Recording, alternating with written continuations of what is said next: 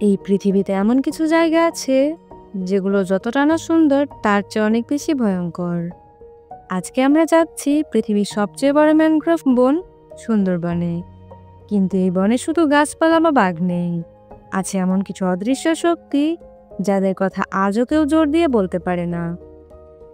এই ভিডিওতে আপনি জানবেন কিভাবে মানুষ এখানে গায়েব হয়ে যায়, কি সেই অলৌকিক মন্দির যার ভেতরে ঢুকে কেউ ফিরে আসেনি, আর কেন স্থানীয়রা আজও সূর্য ডোবার আগেই ঘরে ফিরে আসে। গল্প শুরু করার আগে আমার চ্যানেলটি সাবস্ক্রাইব করে দিও, কারণ আজকে আমরা যা শুনতে যাচ্ছি তা কোনো গল্প নয়। আজকে আমরা একসঙ্গে ঢুকে পড়ব সেই রহস্যময় জঙ্গলে, যেখানে সময় থেমে যায় আর বাস্তব মিলিয়ে যায় কল্পনার সঙ্গে। এটা কোনো সাধারণ প্রাকৃতিক পরিবেশ না, এটা এমন এক জায়গা যেখানে বনের নিজস্ব নিয়ম রয়েছে। বহু শতাব্দী ধরে স্থানীয়রা বলে এসেছে, সুন্দরবন শুধু বাঘের না, সুন্দরবন কারো কারো আত্মাও গিলে নেয়। এই বন দেখতে যতটা নির্জন, ভেতরে ততটাই ভয়ঙ্কর। একবার ঢুকে গেলে মনে হয় সময় যেন থেমে গেছে, ঘড়ির কাঁটা বন্ধ হয়ে যায়, নৌকার দিক হারিয়ে যায়, আর কানে ভেসে আসে অদ্ভুত সব আওয়াজ যা তোমার কল্পনারও বাইরে। সুন্দরবন বাংলাদেশ ও ভারতের সীমান্ত ঘেঁষা এক অরণ্য, যা প্রায় 10,000 বর্গ কিলোমিটার জায়গা জুড়ে বিস্তৃত। এটি গড়ে উঠেছে গঙ্গা, মেঘনা আর ব্রহ্মপুত্র নদীর মোহনায়। এই বনের মধ্যে রয়েছে 100টিরও বেশি নদী, অসংখ্য খাল, গহীন জলভূমি আর রহস্যে ঘেরা নির্জন দ্বীপ।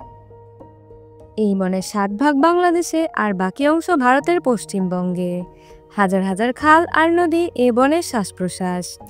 প্রতিদিন জোয়ার ভাটার সঙ্গে পানি উঠে যায় আবার নেমে আসে, যার কারণে অনেক দ্বীপ কখনো জেগে ওঠে, কখনো আবার হারিয়ে যায়।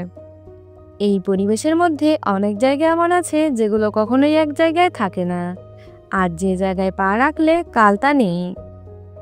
বিজ্ঞানীরা এই বনকে ডায়নামিক লিভিং সিস্টেম বলে ডাকেন, অর্থাৎ এটি প্রতি মুহূর্তে নিজেকে বদলে নিচ্ছে। এমন ভৌগোলিক অস্থিরতার মধ্যেই লুকিয়ে আছে একের পর এক অলৌকিক কাহিনী। প্রতি বছর সুন্দরবনে প্রবেশ করে প্রায় কয়েক হাজার জেলে, মৌয়াল ও বনকর্মী, কিন্তু তাদের মধ্যে কেউ কেউ আর ফিরে আসে না। 2015 সালে দক্ষিণ খুলনার এক জেলে দল রওনা দিয়েছিল কটকার দিকে, কিন্তু তাদের ট্রলার 3 দিন পর খুঁজে পাওয়া যায় অর্ধেক ডুবন্ত অবস্থায়। ট্রলারে ছিল খাবার ব্যাগ, এমনকি রান্না করা মাছের গন্ধ, কিন্তু ছিল না একজন মানুষও। তদন্তকারীরা ট্রলার পরীক্ষা করে দেখেন ভেতরে কোনো লড়াইয়ের চিহ্ন নেই, বাঘের আক্রমণের কোনো ছাপও নেই। খাবার গরম ছিল, যার মানে কিছুক্ষণের মধ্যে সবাই গায়েব হয়ে গিয়েছে। কেউ কেউ এই ধরনের ঘটনার ব্যাখ্যা দিতে গিয়ে বলে এটা ম্যানগ্রোভ ফাটলের নিচে তৈরি হওয়া বিষাক্ত গ্যাসের প্রভাবে হতে পারে। কিন্তু প্রশ্ন থেকে যায়, তাহলে বাকি সব কিছু ঠিক ছিল কিভাবে? কেউ বলে তারা বাঘের শিকার হয়েছে, আবার কেউ বলে তারা পৌঁছে গিয়েছিল এমন জায়গায় যেখান থেকে কেউ ফিরে আসে না। স্থানীয় লোকেরা বিশ্বাস করে বনের গভীরে কিছু স্থান রয়েছে যেগুলো অভিশপ্ত। মানুষ সেখানে প্রবেশ করলে তাকে টেনে নিয়ে যায় অদৃশ্য শক্তি। 2018 সালে শ্যামনগরের এক দম্পতি বনে ঢোকার পর 24 ঘন্টার জন্য নিখোঁজ ছিল।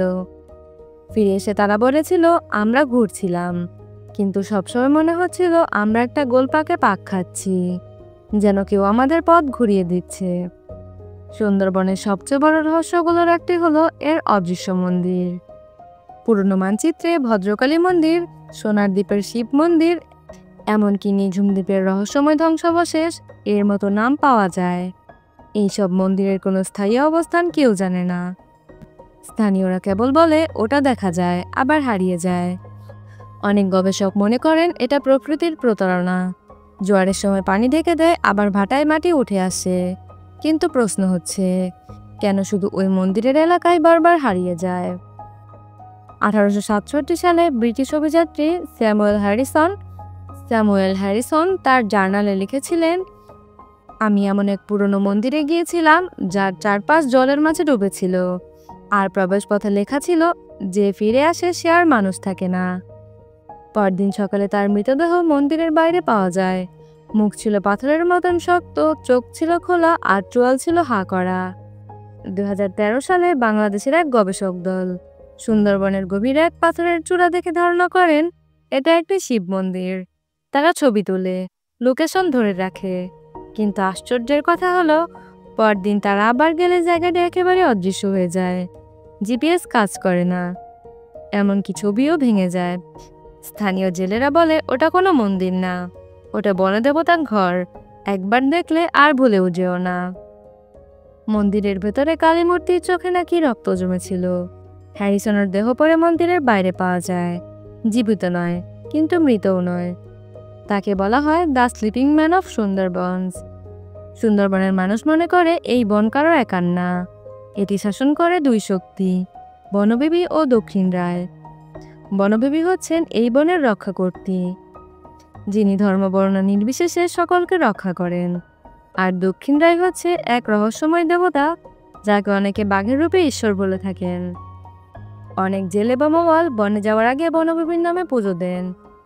তারা বলে যদি তুমি মনে মনে বনবিবিকে ডাকো, বাঘ তোমার সামনে দাঁড়ালেও আঘাত করবে না, কিন্তু তুমি যদি অহংকারী হও বন নিজেই তোমাকে গ্রাস করবে।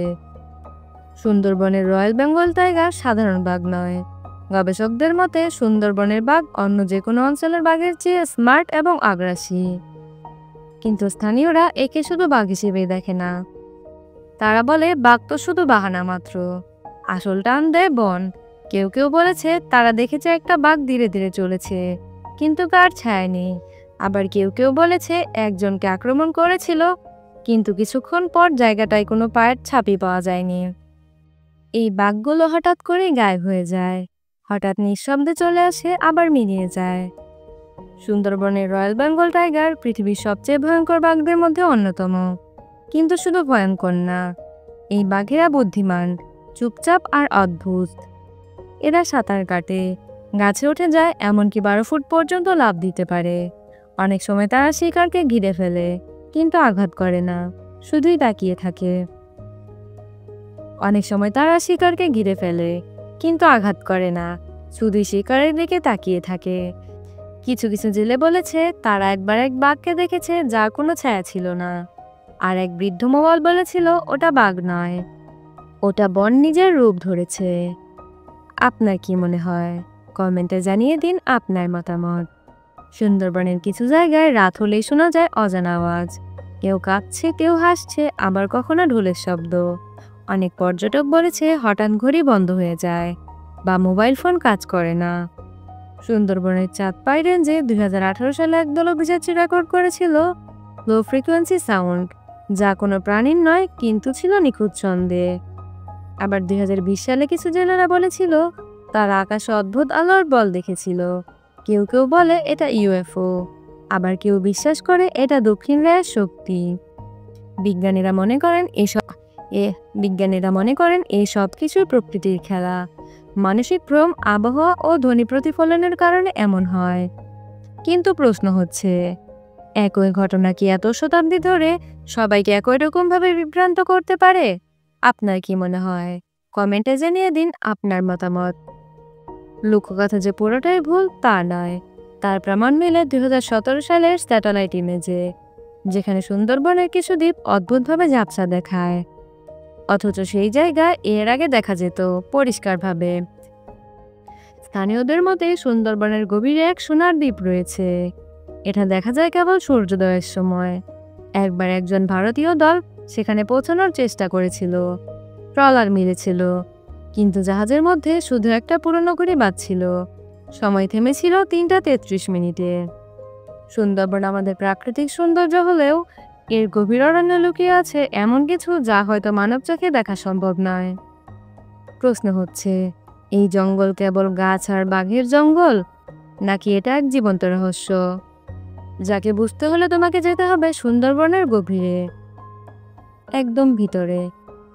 কিন্তু সাবধান, যদি একদিন তুমি ওই হারিয়ে যাওয়া মন্দিরের সামনে দাঁড়িয়ে পড়ো, তখন তোমার চিৎকারও কেউ শুনতে পাবে না। সুন্দরবন আমাদের প্রাকৃতিক সৌন্দর্যের অহংকার, কিন্তু এর গভীরে লুকিয়ে আছে এমন কিছু যা শুধু চোখে দেখা যায় না, শুধু অনুভব করা যায়। এটা শুধু একটি বন না, এটা একটা জীবন্ত সত্তা। যদি কোনোদিন তুমি সুন্দরবনের গভীরে যাও আর হঠাৎ যদি তোমার সামনে দাঁড়িয়ে যায় এক পুরনো মন্দিরের দরজা, তুমি কি সেই দরজা খুলবে? সাবধান, কারণ সেই দরজা একবার খুললে তুমি আর তুমি থাকো না।